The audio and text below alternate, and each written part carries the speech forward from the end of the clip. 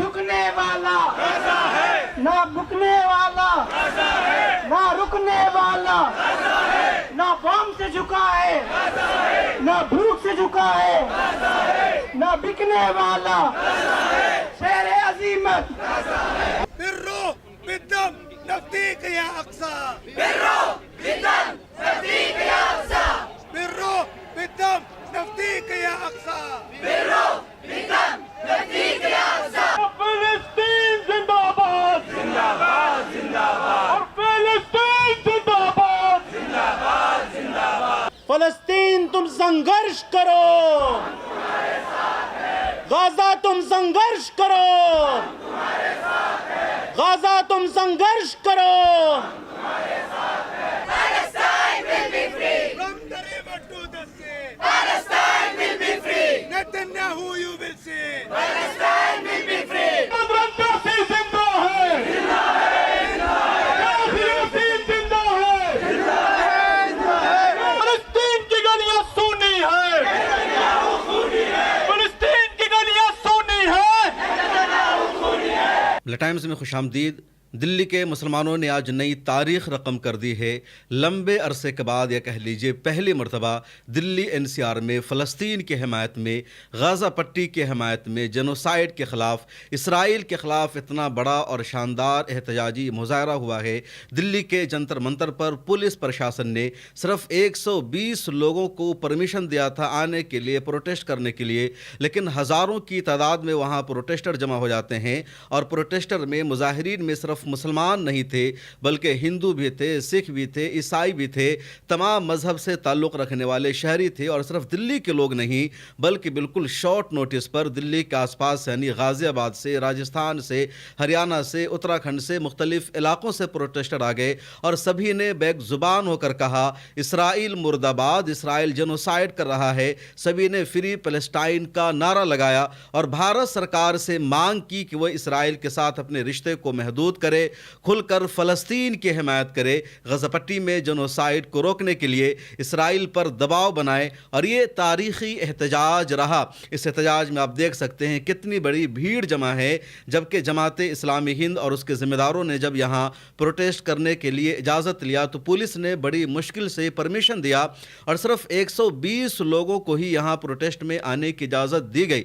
लेकिन हज़ारों की तादाद में जैसे ही लोग यहाँ इकट्ठे हो जाते हैं, पुलिस प्रशासन के पांव हाथ फूल जाते हैं, पुलिस परेशान हो जाती है। और उसके बाद पुलिस ने, प्रशासन ने ऑर्गेनाइजर्स को, इंतज़ामिया को लगातार ये कहना शुरू कर दिया इतनी बड़ी भीड़ कैसे इकट्ठा हो गई। 3 से 5 बजे तक की परमिशन दी गई थी और 1 घंटा गुजरने के बाद 4 बजे ही पुलिस ने सीटी बजाना शुरू कर दिया। पुलिस ने दबाव बनाना शुरू कर दिया कि तमाम लोग यहाँ से चले जाएं, यहाँ पर खड़े न हो। और आखिर में पुलिस ने कार्रवाई करते हुए ऑर्गेनाइज़र में शामिल नदीम खान के ख़िलाफ़ एक्शन भी ले लिया। उनके ख़िलाफ़ 2 तरह की FIR भी दर्ज कर दी गई कि सिर्फ 120 की परमिशन दी गई थी और हज़ारों की तादाद में यहाँ प्रोटेस्टर्स कैसे आ गए। लेकिन नदीम खान ने कहा कि तुम जितनी चाहो FIR करो, हम झुकने वाले नहीं हैं, हम डरने वाले नहीं हैं, फ़लस्तीन के लिए हम आवाज़ उठाते रहेंगे। आप देख सकते हैं कि यहाँ कितनी बड़ी भीड़ मौजूद है। और इस प्रोटेस्ट में सामीन से क्या कुछ कहा गया। मोहम्मद अदीब साहब ने खिताब किया, जमात इस्लामी हिंद के अमीर सैयद सादतुल्लाह हुसैनी ने खिताब किया, दूसरे ज़िम्मेदारों ने खिताब किया, जमियत उलमा हिंद और जो दूसरी तंजीमें हैं उन सब के नुमाइंदे और ज़िम्मेदारान भी इस एहतजाज का हिस्सा थे। लेकिन बाज़ाब्ता इस एहतजाज को जमात इस्लामी हिंद ने ही ऑर्गेनाइज़ किया था। आप सुनिए इस एहतजाज में आए हुए लोगों ने क्या कुछ कहा। ये जो जंग है ये सिर्फ फ़लस्तीन की जंग नहीं है, ये सारी इंसानियत के ख़िलाफ़ जंग है, ये दुनिया के अमन के ख़िलाफ़ जंग है, ये इंसानों की आज़ादी के ख़िलाफ़ जंग है, ये मुल्कों की आज़ादी के ख़िलाफ़ जंग है। दुनिया के सारे इंसानों की ये ज़िम्मेदारी है कि मुत्तहिद होकर, एक साथ होकर इस ज़ालिमाना जंग को रोकने की कोशिश करें। इस वक्त जबकि हम ये धरना मुनक़िद कर रहे हैं, 3 बड़े वाक़यात हो रहे हैं, 3 बड़े वाक़यात। पहला वाक़या ये कि अभी 4 घंटे पहले यूनाइटेड नेशंस ने यह डिक्लेयर किया है कि गज़ा में मुकम्मल भुखमरी हो गई है, भुखमरी, फेमाइन डिक्लेयर की है और कहा है कि ये फेमाइन, ये भुखमरी इस सदी की सबसे बड़ी भुखमरी है। ये सारे दुनिया के इंसानों के लिए डूब मरने का मुकाम है कि टेलीविज़न के ज़माने में, इंटरनेट के ज़माने में, मोबाइल्स के ज़माने में हमारी आंखों के सामने बच्चे, औरतें, छोटे छोटे मासूम बच्चे वो भूख से बिलख कर मर रहे हैं और इजराइल का हाथ रोकने की कोई कोशिश नहीं हो रही है। कि हम दुनिया में इससे बड़ा सितम जो हो रहा है गाज़ा में, उस पे मातम करें या दुनिया की बेहिसी पे गम मनाएं। इतना जुल्म, जैसा अभी अमीर जमात ने कहा, इस सदी का इससे बड़ा जुल्म कभी इंसानों ने नहीं देखा और इससे बड़ी बेहिसी भी हमने नहीं देखी। हमें खौफ आता है कि अगर मजलूम के लिए कोई आवाज़ नहीं उठाता तो अल्लाह उसका क्या इंजाम लेगा। उसने कहा है कि हम मजलूमों के साथ खड़े हैं और जो लोग उसके साथ नहीं खड़े हैं, मुझे खौफ आता है। जो शहीद हुए हैं वो मरे नहीं हैं, वो ज़िंदा हैं। लेकिन खौफ इस बात पे आता है जो लोग खामोश हैं और जो रोक सकते हैं, जो हुकूमतें रोक सकती हैं, वो खामोश हैं। अल्लाह उनका क्या अंजाम करेगा, वो सोच के खौफ आता है। हिंदुस्तान जिसने फ़िलिस्तीन के लिए सबसे पहले आवाज़ उठाई थी, आज हिंदुस्तान खामोश है, हिंदुस्तान की हुकूमत खामोश है। यहाँ हालत यह है कि आज सड़कों पे निकलने की किसी की हिम्मत नहीं है। लेकिन हम जितना भी कर सकते हैं अपने उन फ़िलिस्तीन भाइयों के साथ, ये हिंदू मुसलमान का मसला नहीं है, ये इंसानियत का मसला है, ये जुल्म के साथ किया जा रहा है। हमारी हुकूमत खामोश है, हमारे मुस्लिम ममालिक खामोश हैं। हमें फैसला करना होगा कि हम अपने मुस्लिम ममालिक के साथ क्या ताल्लुकात पैदा करें। हो सकता है बहुत लोगों को बुरा लगे, लेकिन हकीकत यही है कि खौफ आता है कि कहीं गाज़ा की शक्लें कहीं ऐसे मुल्कों में न दिखाई पड़े जो आज बड़े बड़े मीनार बनाकर और बड़े बड़े मॉल बना रहे हैं, कहीं वो शक्ल पैदा ना हो। अल्लाह इसका रहम फरमाए। इसराइल ने सबसे पहले फ़लस्तीन के ऊपर हमला किया और हिंदुस्तान में मस्जिदों में फ़लस्तीनियों के हक़ में दुआओं करने पर भी पाबंदी लग गई। पहला 1-2 दिन ऐसा था कि मुसलमान कश्मकश में था कि क्या हम फ़लस्तीनियों की हिमायत के लिए आवाज़ बुलंद कर सकते हैं या नहीं। हिंदुस्तानी हुकूमत का नज़रिया आपके और हमारे सामने कि उस वक्त क्या था। सबसे पहले आवाज़ बुलंद की हज़रत मौलाना सैयद अरशद मदनी ने, और आपने बयान जारी करके कहा कि फ़लस्तीनी जो अपने मुल्क की आज़ादी के लिए लड़ रहे हैं, अगर उनको दहशतगर्द कहा जाता है तो फिर हिंदुस्तान के महात्मा गांधी भी दहशतगर्द है, जवाहरलाल नेहरू भी दहशतगर्द है। अगर वो अपने मुल्क की आज़ादी के लिए लड़ कर के मुल्क के लिए अपनी जान कुर्बान करने वाले लोग, अपने मुल्क की आज़ादी के लिए लड़ने वाले आगे बढ़ सकते हैं, तो वो भी अपने मुल्क की आज़ादी की लड़ाई लड़ने वाले मुसलमान और फ़लस्तीनी हैं, उनको अपना हक़ है। और मैं कहना चाहता हूँ दुनिया की उन सुपर पावर ताकतों को कि जो पूरी दुनिया के अंदर हुकूक इंसानी का राग अलाप रही हैं, जो जहाँ जाते हैं और ये कहने का दावा करते हैं कि हमने फुला फुला मुल्क के दरमियान जंगबंदी करा दी है। मैं कहता हूँ कि कायराना और बुज़दिलाना ये हरकतें हैं, उनके अंदर ये ताकत और हिम्मत नहीं है कि वो इसराइल की जंग को बंद करा सकें। बल्कि सुपर पावर अमेरिका जितना इसमें इसराइल कसूरवार है, उससे ज़्यादा अमेरिका कसूरवार है। खुल करके इसराइल को सपोर्ट कर रहा है और इसराइल को असलहा फराहम कर रहा है, और राग अलापता है ये कि हम मुल्कों के दरमियान जंगबंदी कराते हैं। फ़लस्तीन की सरज़मीन पर जारी एक बहरान पर गुफ्तगू के लिए जमा नहीं हुए हैं, बल्कि इंसानियत के मुस्तक़बिल के बारे में फ़ैसला करने के लिए खड़े हैं। गज़ा के मलबों से उठने वाली चीखें सिर्फ़ फ़लस्तीनी अवाम की नहीं बल्कि पूरी इंसानियत की आवाज़ हैं। मासूम बच्चे भूख और प्यास से दम तोड़ रहे हैं, माएँ अपने लख्ते जिगर को मलबे तले ढूंढ रही हैं और हस्पताल और स्कूल खंडर में तब्दील हो चुके हैं। यह सब किसी जंगी महाज का नतीजा नहीं बल्कि एक खुली नस्ल कुशी है। गर्चे फ़लस्तीन की लड़ाई अपनी सरज़मीन और आज़ादी के लिए है, जैसे कभी हम अपने वतन के लिए लड़ रहे थे। हमने भी इस्तेमारी ताकतों को देखा है और उनसे लड़ा है। हमसे ज़्यादा इसका दर्द कौन महसूस कर सकता है। लेकिन मौजूदा दौर में जद्दोजहद किसी सियासी मकसद से बढ़कर इंसानियत की बका की लड़ाई है। इसी बुनियाद पर दुनिया की कोई भी हुकूमत मज़लूम फ़लस्तीन की आवबका से गाफिल नहीं। मोहतरम हज़रात, मुझे अपनी हुकूमत की पॉलिसी पर तनकीद का हक़ है। हमारी हुकूमत जो हमेशा फ़लस्तीन के साथ खड़ी रही, आज जब इंसानियत का सवाल है तो खामोश है। बल्कि उससे बढ़कर अफसोसनाक अमर यह है कि भारत इसराइल को असलहा फराहम कर रहा है। भारत इसराइल को असलहा फराहम कर रहा है, जैसा कि ख़ुद भारत के 111 साबिक़ आला अफसरान, IAS और IPS, फ़ौजी और सफारती अफसरान ने हाल ही में वज़ीर आज़म को ख़त लिख कर कहा है कि भारत एक तरफ फ़लस्तीन की हिमायत का दावा करता है, लेकिन दूसरी तरफ इसराइल को असलहा और फ़ौजी सामान देकर उसकी नस्लकुशी में शरीक है। उस ख़त में वाज़ेह तौर पर लिखा गया है कि भारत ने इसराइल को रॉकेट देकर धमाका खेज़ मवाद और मोहलिक ड्रोन फराहम किए जो आज गज़ा के मासूम अवाम पर बरस रहे हैं। ये भी याद रहे कि नवंबर 2024 में बैनुल-अक़वामी फ़ौजदारी अदालत ने ICC ने इसराइली वज़ीर आज़म और वज़ीर दिफ़ा के ख़िलाफ़ गिरफ़्तारी के वारंट जारी किए थे। उन पर जंगी जराइम और नस्लकुशी के संगीन इल्ज़ामात हैं।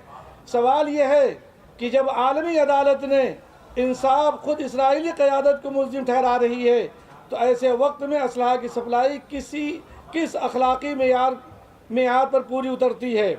इसलिए हम ये साफ कहना चाहते हैं कि भारत हमेशा फ़लस्तीन के हक़, खुददारियत और इंसाफ का हामी रहा है, लेकिन आज की पॉलिसी न सिर्फ हमारी तारीख़ी रवायात के ख़िलाफ़ है, बल्कि आलमी बिरादरी में हमारी साख को भी मजरूह कर रही।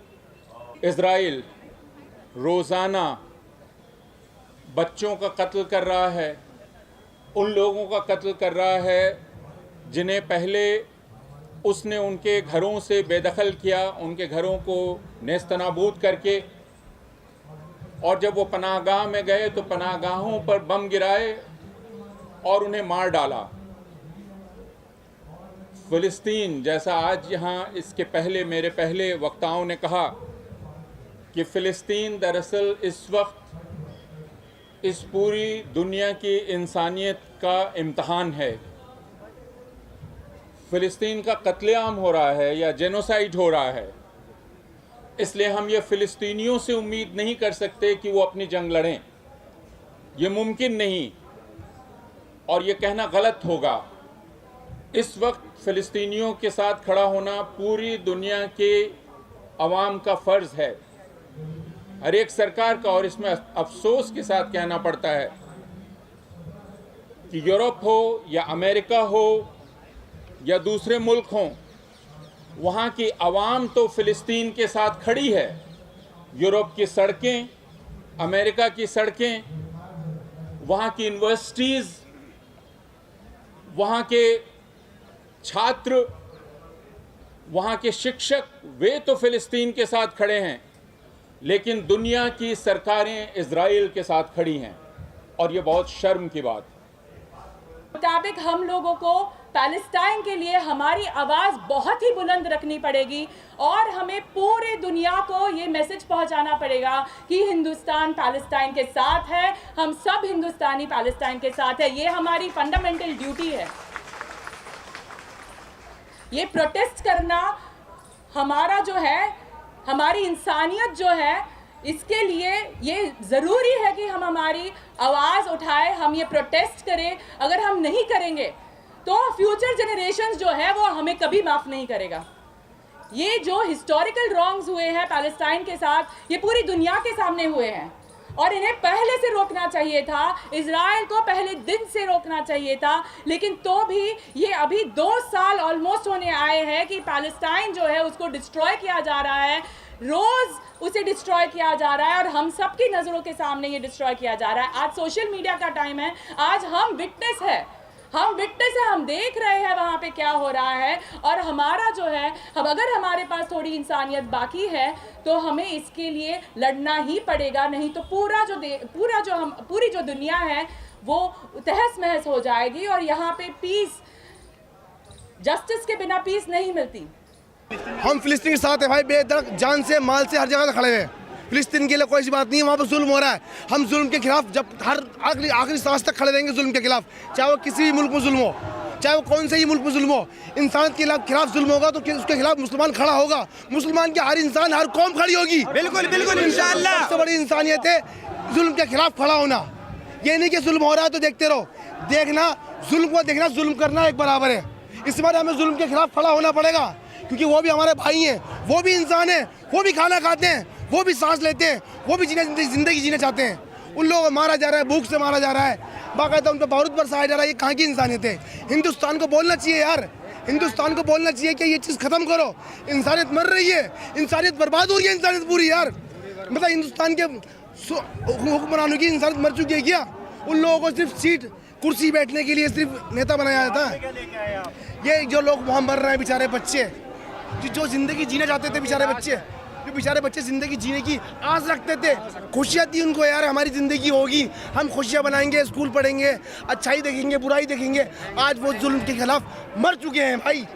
मतलब वो क्या हमारे दुनिया की इंसानियत मर चुकी है, वो क्या हमारे दुनिया की इंसानियत मर चुकी है मेरे भाइयों। इस बारे हमें तो कहता हूँ हिंदुस्तान के अवाम से, हिंदुस्तान के हुक्मरानों से, तो प्लीज़ प्लीज़ प्लीज़ इस जंग को रोका जाए। हम ये नहीं बोला कि जंग करके रोका जाए, जंग करके नहीं, कम से कम बात करके रोका जाए, माहौल बनाकर रोका जाए, हम ये दिखाकर रोका जाए। हम इनसे बस यही कहना चाहेंगे। हम ये दिखाकर ये मैसेज देना चाह रहे हैं आप लोगों के ज़रिए कि ये जो बेगुनाह मासूम बच्चों के कत्ल किए जा रहे हैं, भूख को हथियार बना के कत्ल किया जा रहा है, जिस तरह पूरी दुनिया में लोग खड़े होकर इनके खिलाफ खड़े हो रहे हैं, हम आपके ज़रिए अपने हुकूमत से भी दरख्वास्त करेंगे कि इस जेनोसाइड को फ़ौरन रोका जाए। हमारा यही मांग है। और हमारे इंडिया के फ़लस्तीन के साथ बहुत पुराना रिश्ता रहा है, हम चाहते हैं कि उस रिश्ता को दोबारा ज़िंदा किया जाए और इस जेनोसाइड को रोका जाए। हम हमेशा फ़लस्तीन के साथ हैं और रहेंगे। हमारा बस ये कहना है कि वो बॉर्डर खोला जाए, क्योंकि वहाँ पे बच्चे मर रहे हैं, उनको दवाएं पहुँचानी चाहिए। ह्यूमैनिटी आती है, वार अपनी जगह पर होती है, मगर ह्यूमैनिटी पहले है। उनका खाना पहुँचना चाहिए, बॉर्डर खोलें उनके लिए और बच्चों की फ़िक्र करें, उन पे ध्यान दें। ये एयर ड्रॉप्स जो हो रहे हैं उससे कुछ खास नहीं पहुंच रहा है वहाँ पे, ये क्लियर है कि कुछ नहीं पहुंच रहा है। एयर ड्रॉप्स जो दिखाया जा रहा है उससे कुछ नहीं पहुंच रहा है। 2 मिलियन लोग हैं वहाँ पे, उसमें एयर ड्रॉप्स अगर हो रहा है तो मुश्किल से 2 से 3 लोगों को पहुँचता है, उससे ज़्यादा किसी को नहीं पहुँचता है। और बॉर्डर तो खोलना मस्ट होना चाहिए, क्योंकि वो लोग उनका कोई कसूर नहीं है किसी चीज़ पे भी, और दवाएँ पहुँचनी चाहिए, मेडिसिन पहुँचनी चाहिए वहाँ पे NGOs जाए, मेडिकल स्टाफ पहुँचना चाहिए वहाँ पे। और 2 साल से उनको बिल्कुल बंद करके रखा हुआ है, तो उसमें उन बच्चों का क्या कसूर है या उन औरतों का क्या कसूर है जो बेचारी कोई लेना देना नहीं था उनको किसी चीज़ से। तो उनके लिए बॉर्डर प्लीज़ खोला जाए। और इंडियन गवर्नमेंट से ये है कि थोड़ा सा वो भी नेतन्याहू की गवर्नमेंट पे प्रेशर डालें, उन लोगों से बात करें, क्योंकि इंडिया और इजराइल के बीच में अच्छे रिलेशन है, तो वो उनको भी प्रेशर डालना चाहिए गवर्नमेंट के थ्रू, ताकि बॉर्डर खोला जाए। और हम लोगों के जो इंडियन गवर्नमेंट है वो भी ऐड लेके जाए, वो भी वहाँ पे पहुँचे और वो भी ऐड पहुँचाए वहाँ पे उन लोगों के लिए। हमास को ख़त्म करना चाहते हैं तो उसमें बच्चों को क्यों ख़त्म कर रहे हैं, उसमें औरतों को क्यों ख़त्म कर रहे हैं? हमें तो न्यूज़ मिलती नहीं कि हमास का कोई ख़त्म हुआ, हमें तो न्यूज़ मिलती है कि बच्चे ख़त्म हो रहे हैं, वहाँ पे बच्चे ज़ख्मी हो रहे हैं। खाना पानी किसका रोका है? बच्चों का रोका है। दूध किसका रोका गया है? बच्चों का रोका गया है।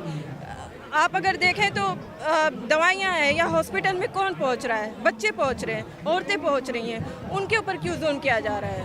हमास से लड़ें, उनसे करें जो भी करना है, मगर बॉर्डर्स खोलें। और औरतों पे, महिलाओं और घरों पे जो अटैक कर रहे हैं, हमास उसमें नहीं होती है, उसमें औरतें शहीद हो रही हैं और बच्चे शहीद हो रहे हैं।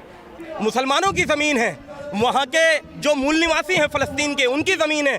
इन एहसान फरामोशों की, गद्दारों की, यहूदियों की इजराइल की ज़मीन नहीं है वो। इजराइल पूरी दुनिया में वाहिद एक ऐसा मुल्क है जो पूरी दुनिया की ज़मीन पर नापाक मुल्क है। हम मजम्मत करते हैं इजराइल की, हम मजम्मत करते हैं वहाँ की कारकर्दगी की, और हम फ़लस्तीन के साथ हर एतबार से, हर तरह से खड़े हुए हैं। हम किसी सूरत बर्दाश्त नहीं करेंगे जालिम का जुल्म, क्योंकि हम जानते हैं जालिम का हदफ गाज़ा और फ़लस्तीन के मासूम लोगों को कुचलते हुए बैतुल मुक़द्दस है। मैं आप सब से कहना चाहता हूँ, हम बैतुल मुक़द्दस की हिफाजत के लिए, आन के लिए, शान के लिए अपनी जानों की कुर्बानियाँ हंसते हंसते दे देंगे। और हमारे ये तरबियत हमारी की गई है कि जो बैतुल मुक़द्दस के नाम पर शहीद होगा या उसको मार दिया जाएगा, अल्हम्दुलिल्लाह वो जन्नत में जाएगा और वो मौत नहीं होगी, वो शहादत होगी। तो ये इजराइल जो रुक क्यों नहीं रहा है, इसके पीछे किसकी ताकत है?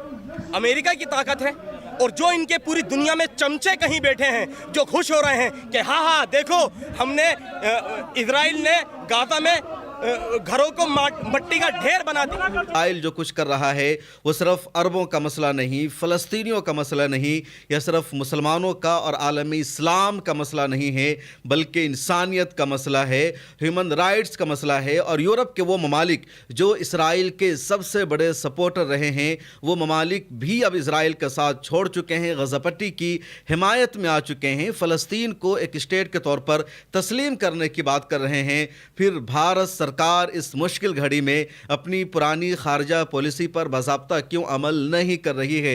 भारत सरकार अपना रुख क्यों साफ नहीं कर रही है? बहरहाल वो तमाम लोग, वो तमाम लीडर्स मुबारकबाद के हकदार हैं जिन्होंने दिल्ली की सरजमीन पर इतना बड़ा अजीम शान और तारीख़ी प्रोटेस्ट किया है और एक मैसेज दिया है कि अब हिंदुस्तान की आवाम भी सड़कों पर उतरने के लिए तैयार है। और दिल्ली में ये प्रोटेस्ट एक ऐसे वक्त में हुआ जब पूरी दुनिया में एहतजाज हो रहा है, प्रोटेस्ट हो रहा है, और इंडिया में प्रोटेस्ट करने की इजाज़त ही उमूमन नहीं दी जाती है। मुंबई में लोगों ने एहतजाज करना चाहा तो वहाँ की प्रशासन ने इजाज़त नहीं दी। उसके बाद CPM ने बम्बे हाई कोर्ट का दरवाज़ा खटखटाया, वहाँ से परमिशन मिली, और फिर मुंबई के आज़ाद मैदान में वहाँ लोगों ने प्रोटेस्ट किया। सौरभ भास्कर तक उस प्रोटेस्ट में जाती है। उसके बाद दिल्ली में पुलिस प्रशासन ने इजाज़त दे दिया था, लेकिन सिर्फ 120 लोगों को परमिशन दी गई थी। 3000 से ज़ायद की भीड़ वहाँ जमा हो जाती है, बसों से, पैदल, हर इलाके से लोग वहाँ मुख्तलिफ तरीक़ों से आ जाते हैं, और जिसकी वजह से पुलिस ने फ़ौरन इंतज़ामिया को कोसना शुरू कर दिया कि हमने 120 की इजाज़त दी थी, यहाँ तो 1000 से ज़ायद लोग जमा हो गए, कैसे हुआ? इसकी परमिशन नहीं दी जाएगी। और 5 बजे के बजाय 4 बजे के बाद ही पुलिस प्रशासन ने जंतर मंतर को खाली कराना शुरू कर दिया। और इतना ही पर इक्तफा नहीं हुआ, जिसका मैंने शुरू में तस्करा किया कि इसके ऑर्गेनाइज़र नदीम खान के ख़िलाफ़ 2 FIR भी दर्ज कर ली गई है। लेकिन तमाम ऑर्गेनाइज़र्स और इस प्रोटेस्ट में शरीक होने वाले तमाम लोग मुबारकबाद के हकदार हैं। इस वीडियो में इतना ही। आपसे गुजारिश है, मिल्लत टाइम्स की मेंबरशिप ले लीजिए, डिस्क्रिप्शन में लिंक मौजूद है, यहाँ QR कोड दिख रहा है, इसको स्कैन करके हमारी मेंबरशिप ले लीजिए। मिल्लत टाइम्स आपके लिए लेकर आया है सब्सक्रिप्शन प्रोग्राम। डिस्क्रिप्शन में मौजूद लिंक पर क्लिक करें या यहाँ दिया गया QR कोड स्कैन करें, जिसके बाद एक पेज खुलेगा जहाँ आप 99 रुपये का या कोई दूसरा प्लान चुन सकते हैं। फिर सब्सक्राइब नाउ पर क्लिक करें, उसके बाद अपना ईमेल, फ़ोन नंबर और नाम दर्ज करें और प्रोसीड पर जाएं। एक नया पेज खुलेगा जहां आपको अपना UPI ID डालना है। फिर फ़ोनपे, गूगल पे या Paytm पर जाएं और वहां जो नोटिफिकेशन आया है उसको ओके कर दें। बस आप बन जाएंगे मिल्लत टाइम्स के सब्सक्राइबर और खुसूसी मेंबर।